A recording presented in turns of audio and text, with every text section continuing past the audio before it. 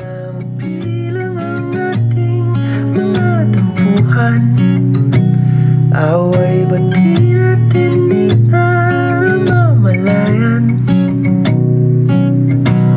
Eto tayo, ngunit sa huli palagi babalik pa rin sa yakap mo. Hanggang sa huli